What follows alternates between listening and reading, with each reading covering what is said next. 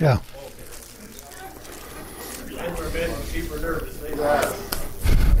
Okay. The last item that I brought, and I said that I would talk about flocking, and it's something that's been around for about 65 years. The company that make the stuff is Donger, D-O-N-J-E-R. They're out of the States, and they make this flocking. And flocking, what it is that it's nylon, or what's the other? There's two types of. No, it's not polyester. Rayon, I believe it is. Anyways, I'll hand out this. I'll pass this bag around, and just feel the stuff. And don't dip your fingers in it because it makes an awful mess. But you can see that these are all little fibers, and you wouldn't think that they would amount to too much the way they are when you feel it, but they do, and they're all little short, little wee fibers, and what you do is shoot them into your paint. The fibers come in 35 different colors. In Canada, Lee Valley only sell either 3 or 4 of them. I don't think they have any more than that. And they sell the paint to match, which is a very thick paint. It's way thicker than oil paint. And all you would do is that for anybody that's done velvet lining and that type of thing, this to me is far superior. Try not to get any on my... This little box I made on the weekend, by the way, in case you're wondering.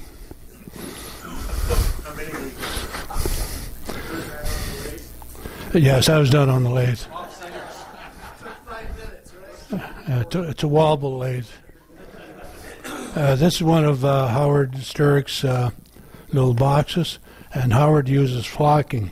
Now, if you can imagine trying to lay velvet inside of this, it's a real bitch to work with.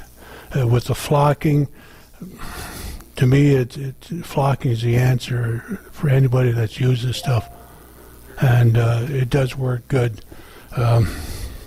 I made a jewelry box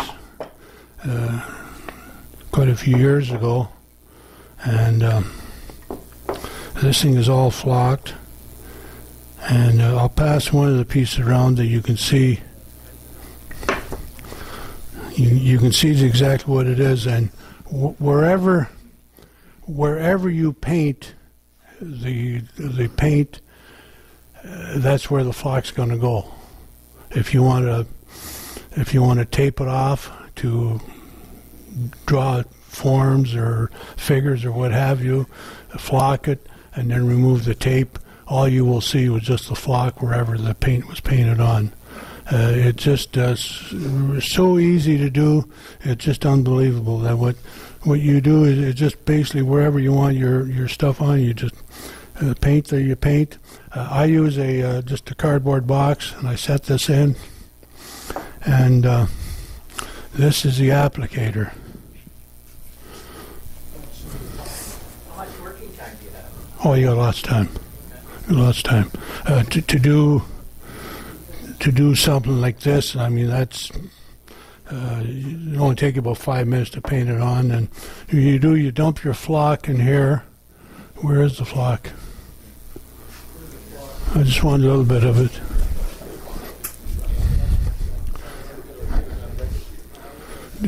Just give me a little bit of it.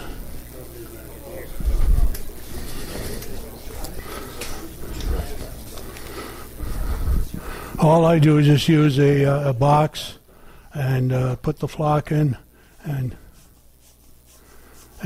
you'd almost think that there's nothing coming out, but there is.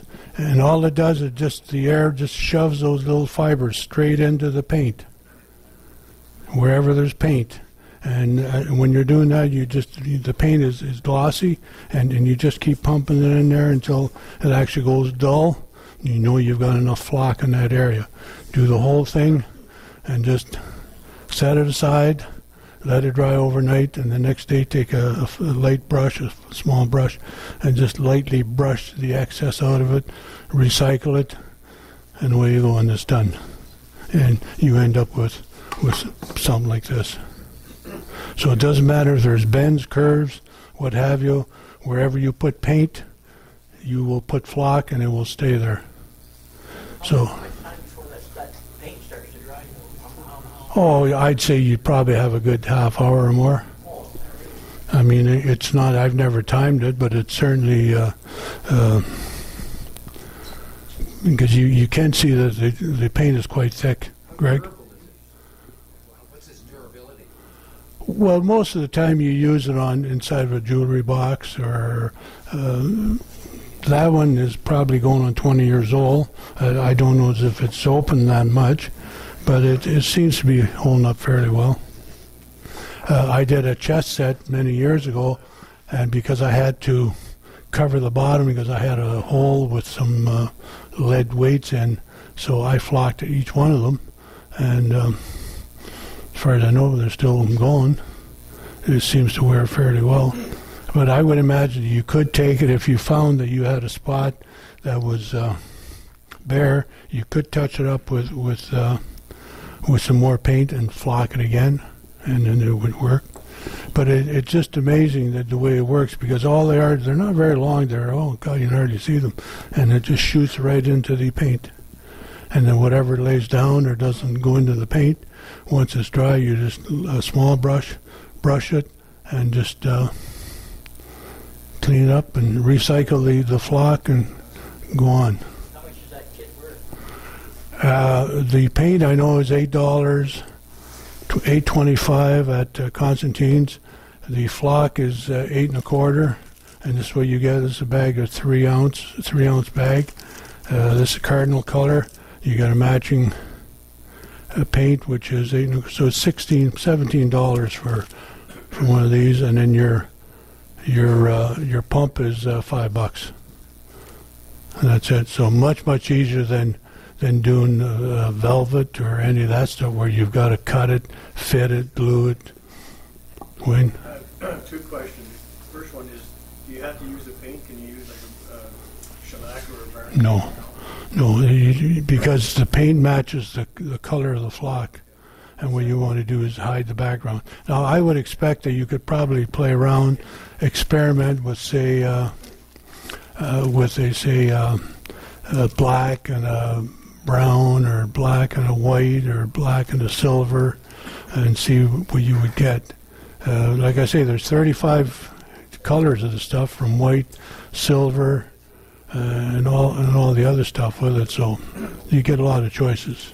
And my second question was, have you ever bought your wife any jewelry you put in those? Oh yes, all the time. Where did you say you got it from? Well, this stuff came from Constantine's out of Florida, but Lee Valley do sell it, but they only sell the 3 or 4 colors. So do they have a web page that you can order it? You can go right to Donger, Donjer, and check out the colors they have and all about it. This comes out in New Jersey. Is that something that Tom could put on the web page? On the Yes, we could. We got problems.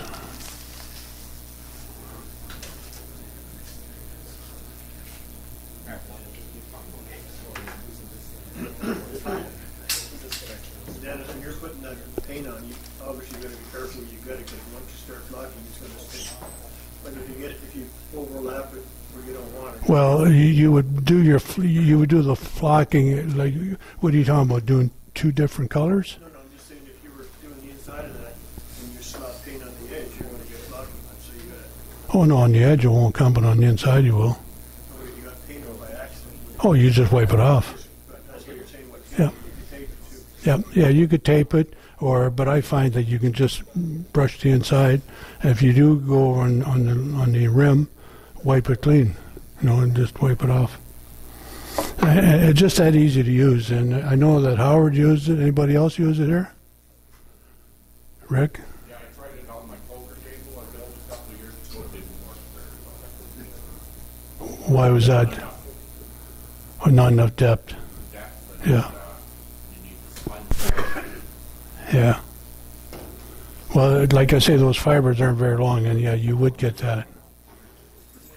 Anybody else use it? What do you think of it, Howard? What do you think of it? I think it's great. Yeah.